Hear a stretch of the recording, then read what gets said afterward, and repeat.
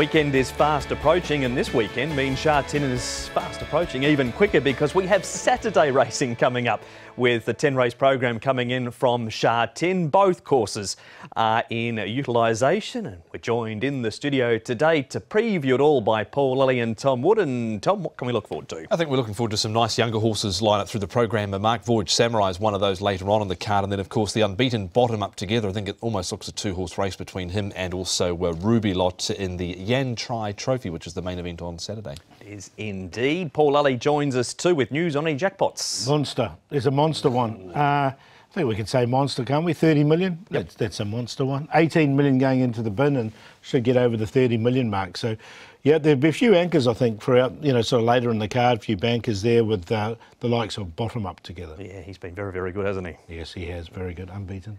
We'll see if he can continue that on the weekend. Before we get to Saturday's meeting, we're going to jump ahead now to Sunday because these two horses are racing in Japan in the Sprinters Stakes. Mugen for Pierrong and Victor the winner has made the trek across, and he's going to be reunited with an old friend of Hong Kong racing in Joao Moreira. And Nick had a sit down with the Magic Man.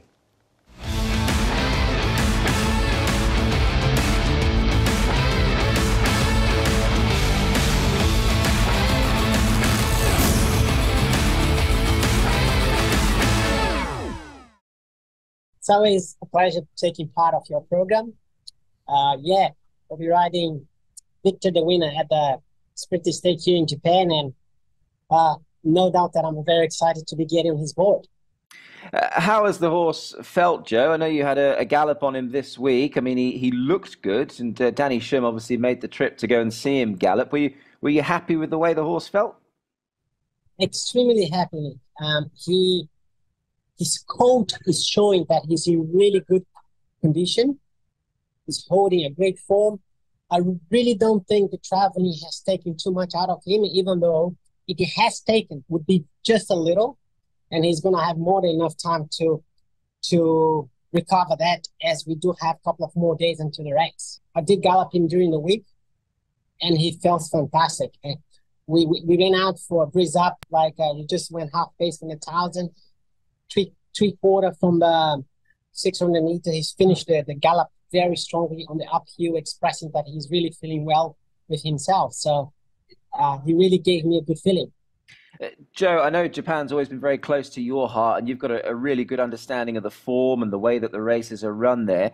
What are the attributes, do you think, with Victor that make him perhaps an ideal horse to maybe take there? Because he has been to Japan and raced there very well already. There is a number of facts that I think it's in his favor.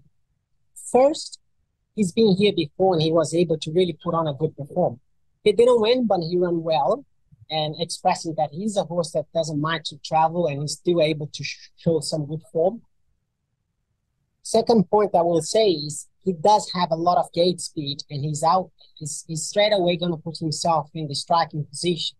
Obviously, he's going to face some really strong opponents, but he has shown that he's got ability, and he deserves a chance to be here and take on the big guys here in Japan. So, yeah, I really believe he deserves a chance to come over here and run once again, because who knows, he might go home as a winner. He might well do, Joe, obviously, and great to have you teaming up with him, of course. Obviously, I must just ask, how are you, first and foremost? I mean, obviously, you've been away from Hong Kong a little bit now. We've seen you with big success on the international stage. Very well done in Australia recently. How is Joao Moreira? Thanks, mate. I'm feeling okay, feeling better than before. And that is a number of facts. First of all, I put on a little bit of weight on my body. Obviously, I still got a good team of doctors on top of my issues to make sure that I also... I'm always looking after it, make sure I feel good with myself.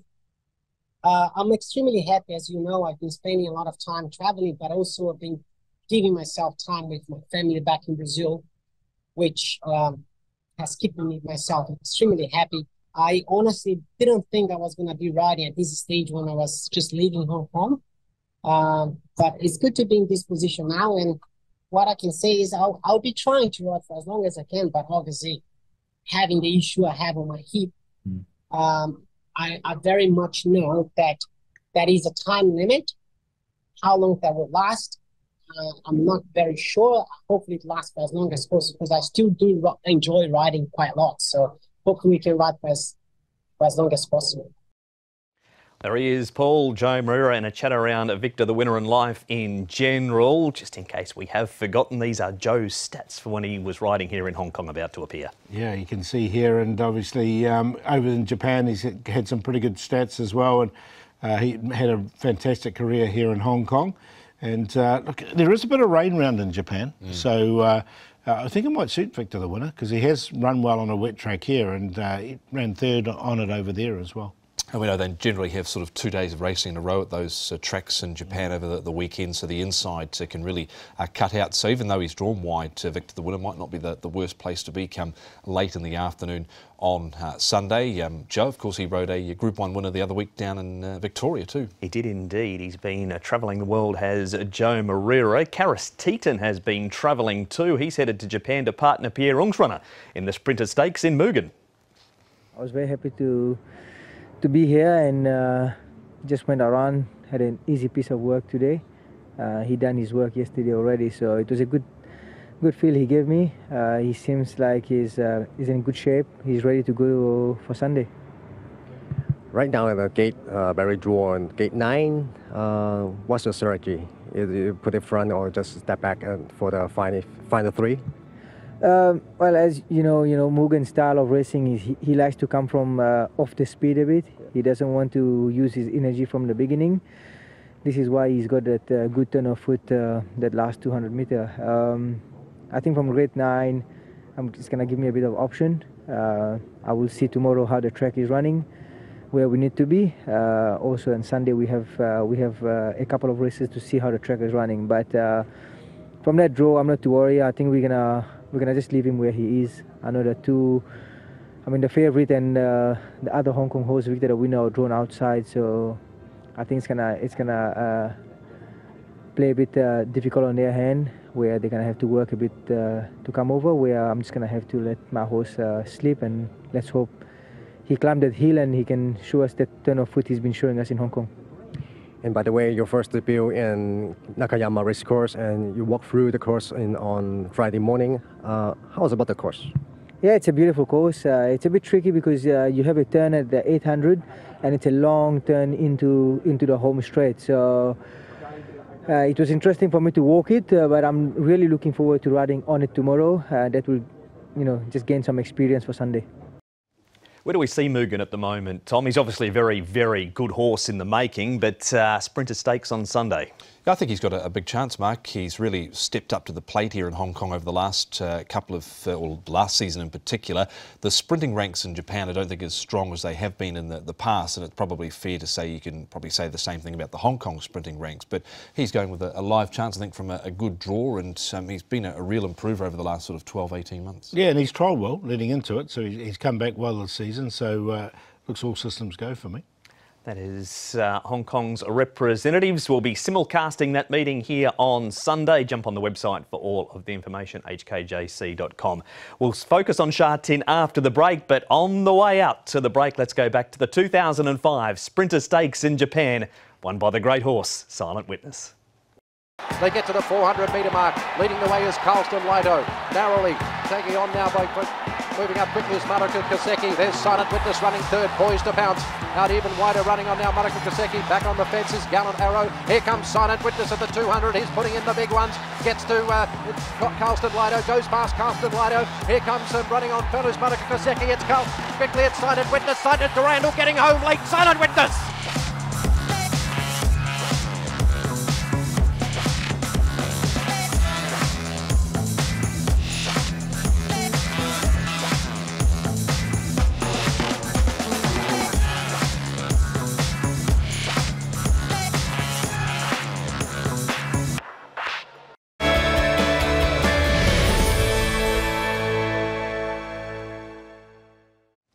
You are watching Racing to Win. This is the twice weekly preview show for everything Hong Kong racing, be it Sha Tin or Happy Valley. It's the Saturday meeting at Sha Tin, which is going to be the focus of part 2 of the show.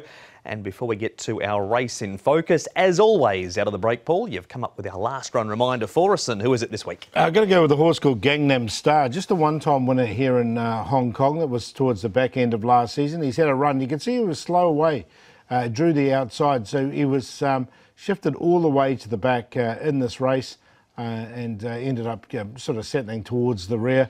And they didn't go very quick. You can see it was like almost 3/4 of a second slower than the standard. So, the race wasn't run to suit him by any stretch of the imagination.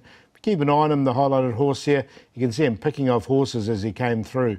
So with a better draw and with this run under his belt, and obviously he was in good form towards the back end of last season, I think he's a big chance. You can see him running back to the inside there to get some clear air, and he finished off really nicely, which he wasn't really entitled to do so with that, the way the race was won. So I thought it was a good run from him.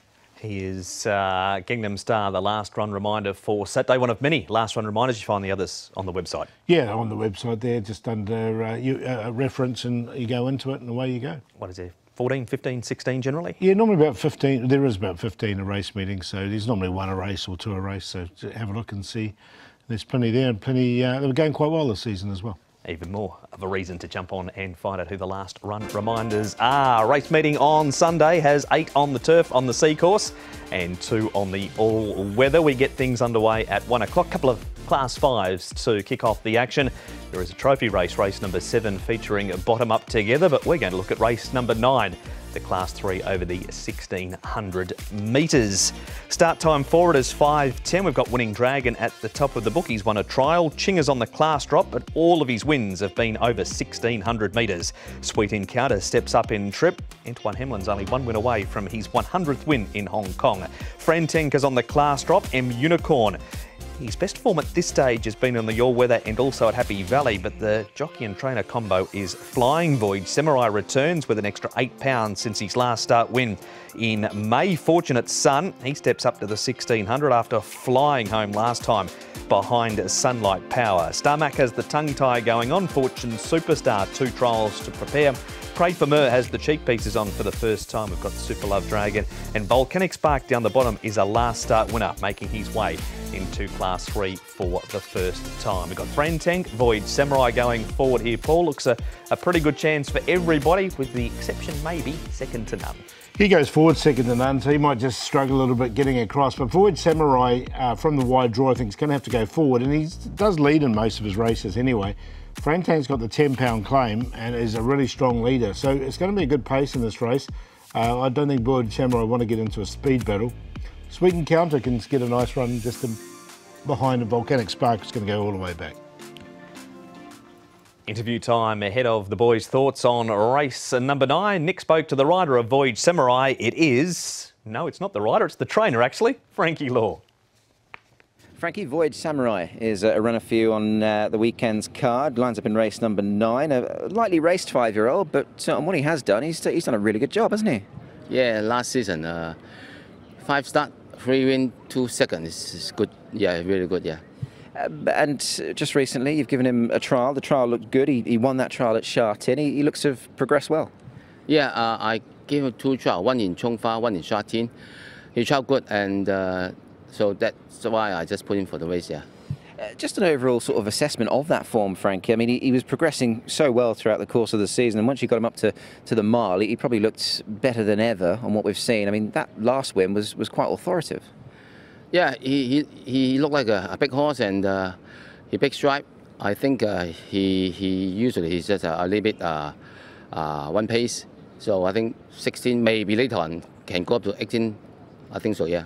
You mentioned the pace angle. I mean, I had him labelled as perhaps a potential leader, but you've got Frantank in there as well, so it probably just makes things a little bit complicated for your guy. Of course, that horse put 10 pounds girls on. I think she'll try to lead. Maybe we sit second. I think still okay, yeah. I guess with a horse like yours, he does look quite adaptable, doesn't he? And you know that he'll be seeing it out stronger than 1 or 2 others.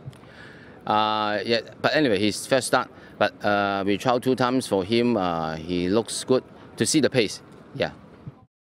That's Frankie Law, the trainer of Voyage Samurai, Tom, but the jockey, Derek Long, has a good record on the horse. He does. He's had the 3 wins from those 5 starts so far, and he's done a really good job, Derek, with this horse, with the way he's ridden him, especially last time out from barrier 14, just went straight to the front and in the end stacked them up quite nicely, Paul, to win over Stunning Peach, who Connections have got a decent opinion of him, and he beat horses like Helene Warrior, Rocket Spade, Ching. Rocket Spade was a winner midweek. Helene Warrior won early on in the season, and Ching won after that effort there behind Voyage Samurai. Yeah, so look, he's a horse going well.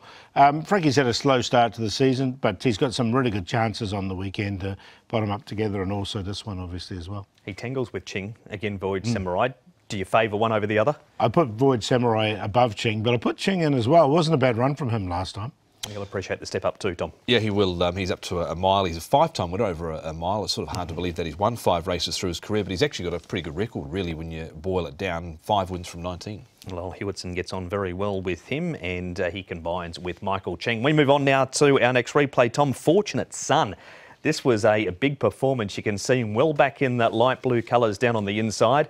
The horse to his outer is Super Love Dragon. Star Macca's behind them, and they all make very, very good ground. Yeah, all chasing here. Sunlight Power, who looks really professional coming into this season and looks like he should do bigger and better things off this performance here. And he did win 1,500 in New Zealand prior to arriving. They're stepping him to a mile here, and he was only beaten 2 lengths from back in the field here, Paul. So there was a lot to like about his run. I thought Super Love Dragon and Star Mac stayed on well. Sweet Encounter, who was taking the drop in grade, I thought was a little disappointing this time round. Yeah, he was a little bit. I really like the Super Love Dragons run there, because he was together with Fortunate Son. Fortunate Son cut the corner, the other horse went wide, and there wasn't much between them on the post. He gets in lightweight again too, Super Love Dragon. He does, yeah. We move on to M Unicorn, Paul. Here he is running 3rd at the Happy Valley Trials, and Hugh Bowman rides for Casper Founds. We'll have a look how they've started the season shortly, but it's been a lethal combination. Yeah, definitely. But this horse at Sha Tin hasn't been. He's a 6-start horse here and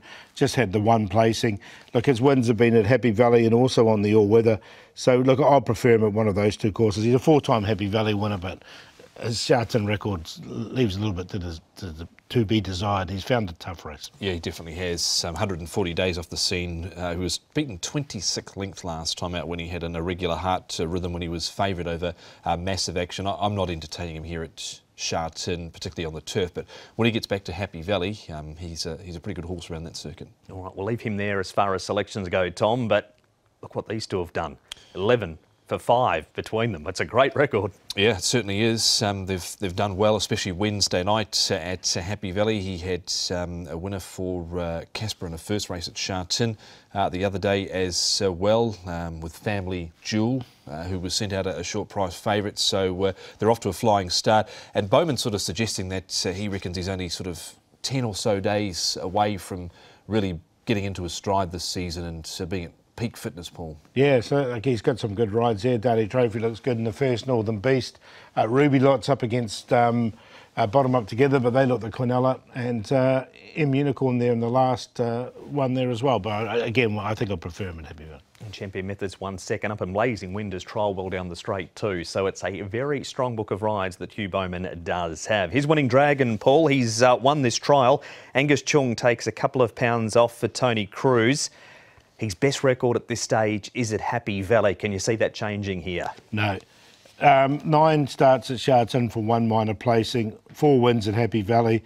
He's got to carry 133 against this field. Not for me. Yeah, I think there's 4 or 5 negatives around this horse. The good thing about it was the trial here. I thought he won the trial nicely. Now in this trial, you've got the Golden Scenery, who's a Group 3 winner now, and Rocket Spade, who finishes just in front of the Golden Scenery, who of course finally broke his maiden status during the week. There's lots of things against him. Weight, fresh record's terrible. Course and distance, no. Needs to be at Happy Valley. All right, we'll wait till he gets back to a Wednesday night. There was Voyage Bubble on the outside in that trial too. Second to none, Tom. He didn't have much luck when we last saw him. That was his first go over 1,600 metres. This is a Chung Fa trial where he runs a second. Does draw barrier number 13, but it's a pretty kind start the mile. Yeah, and look, he's dropped a lot of weight coming into this. He dropped 23 pounds. He had a pretty good run last time out and was in a blanket finish there behind Ching, was sent out a 5.1 favourite. Nothing wrong with his recent trial coming into this, but sort of last season, Paulie sort of suggested he needed 1 or 2 runs to get up to peak fitness, but Interested to see what Jenny says, dropping 23 here. Yeah, dropping 23, drawing 13 in this field, though, it doesn't map well for him. Volcanic Spark, Paul. He was a horse that offered to deliver time and time and time again. He couldn't quite do it, and he hit starts number 10 last time, and he delivered for the second time, but he'd been costly in between those wins. Can he go back to back as he comes into Class 3? No, I don't think he can from barrier 12 because he's going to have to go all the way to the back in this field.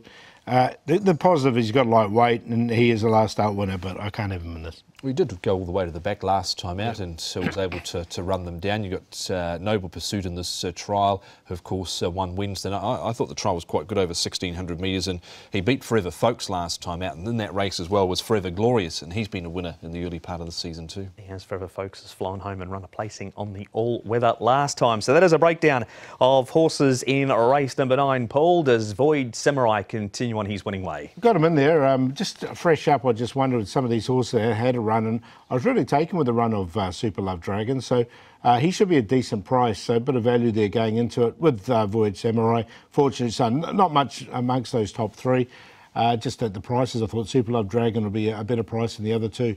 And then Ching, he's the course and distance specialist. 12, 6, 7 and 2.